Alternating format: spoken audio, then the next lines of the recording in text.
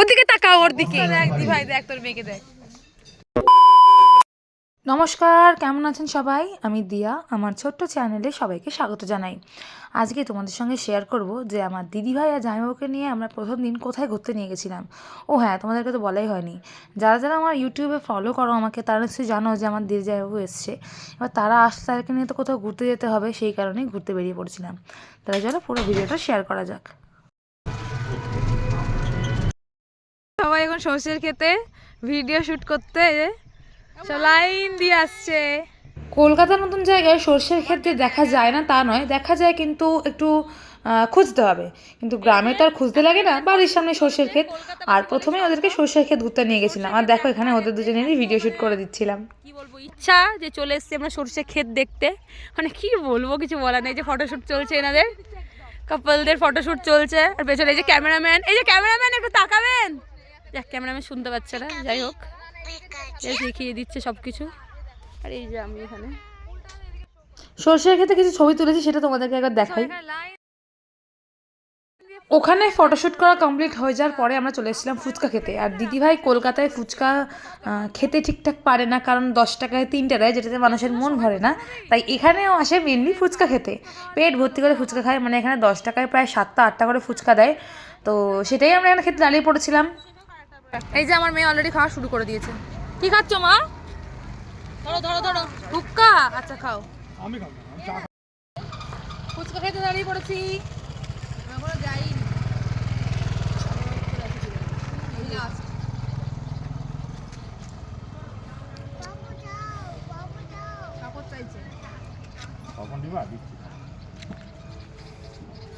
শুধু কি বড়রাই ফুচকা খেতে ভালোবাসে? না না, বাচ্চারাও ভালোবাসে। তাই আমার মেয়েকে দেখেছো কেমনভাবে পাঁপড় চাইছে, কাকু পাঁপড় দাও। মানে এত বড় হয়ে গেছে যে ও ফুচকা খেতে দাঁড়িয়ে পড়েছে আমাদের সাথে। তারপরে চলে গেছিলাম মাসির বাড়ি, কারণ সামনেই মাসির বাড়ি। সেখানে গিয়ে তো আলাদা কি খাবে, খালি খাবারের অফার করছে, তাই না বাবুদা? আচ্ছা দিয়েছি, চা খাবি না? আর ও তো অভি তো পেয়ে গেছে ওর মানুষকে। কেন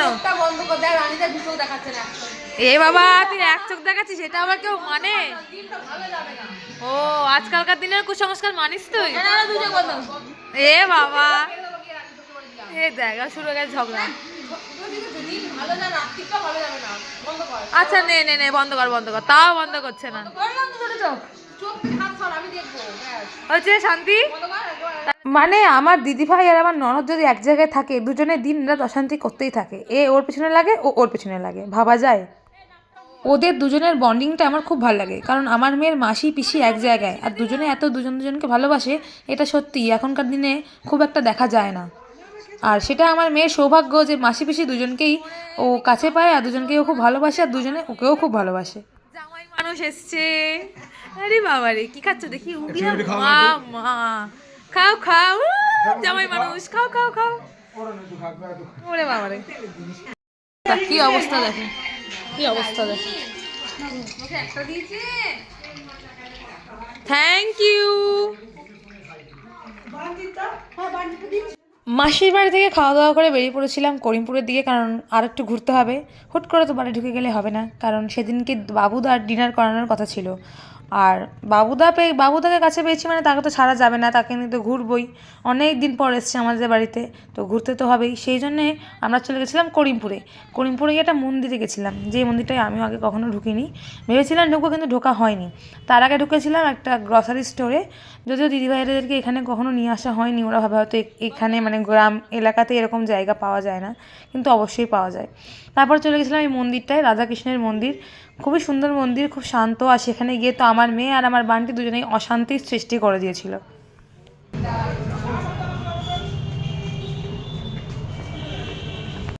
মেয়ে আর বান্টি এখন প্রণাম করছে। প্রণাম করতে করতে শুয়ে পড়েছে। প্রণাম করছে। প্রণাম করো প্রণাম করো। ওরে সোনা মা আমার। ও আমার পাগল হয়ে যাবে দুটো বন্ধ করতে করতে। তারপরে সবাই মিলে চলে গেছিলাম শপিং মলে, ওদেরকে এখানকার যে কালেকশন সেগুলো দেখানোর জন্য। আর সেখানে ঢুকেই যে আমার মেয়ে আর বান্টি খেলার জিনিস পেয়ে গেছে। মানে ভাবা যায় ওরা বাচ্চা মানুষ, মানে কোথাও গেলে ওদের জিনিসটা ঠিক ওরা ঠিক খুঁজে বের করে নেবে। এই টাকা টাকা, কি অবস্থা! শপিং মলে এসে কি শুরু করেছিস তোরা? হ্যাঁ, কি অবস্থা, কি করছিস তোরা?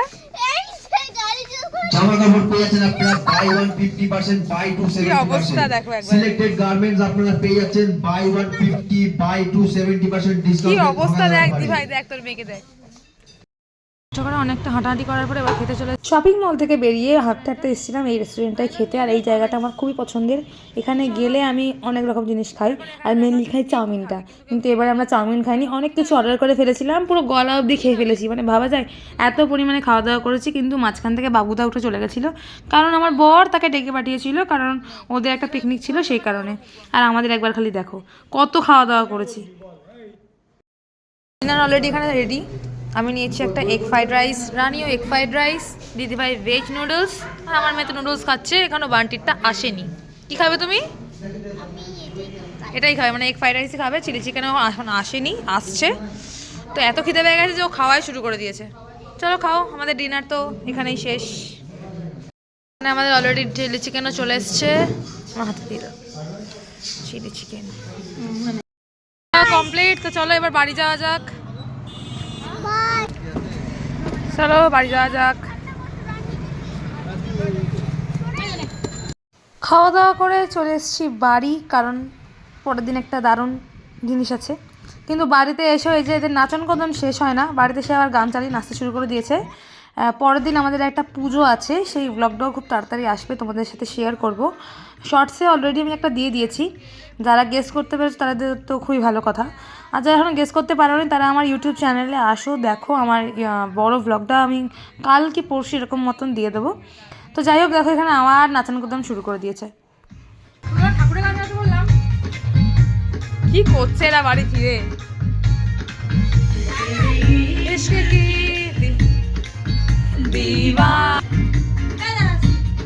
কি হলো?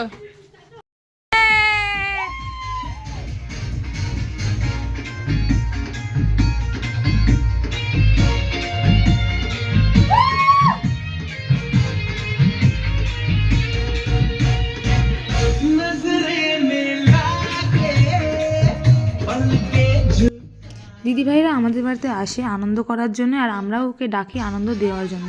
তো আমার দিদিভাইয়ের যে আনন্দ, আমার ননদের যে আনন্দ, ছোটো ছোটো এই মুহূর্তগুলো দেখে আমি একটা কথাই সবার কাছে রিকোয়েস্ট করব, যারা নিজের পরিবারেরই মানুষজন আছে তাদের কাছে বেশি করে, যে প্লিজ এইসব দেখে কেউ হিংসা করো না, কেউ রাগ ডাগ করো না, সবাই মনে আনন্দ থাকতে দাও, নিজেরাও আনন্দে থাকো। আর আজকের ব্লগটা এটুকুনি, তোমাদের সাথে দেখা হচ্ছে আরও একটা ব্লগে।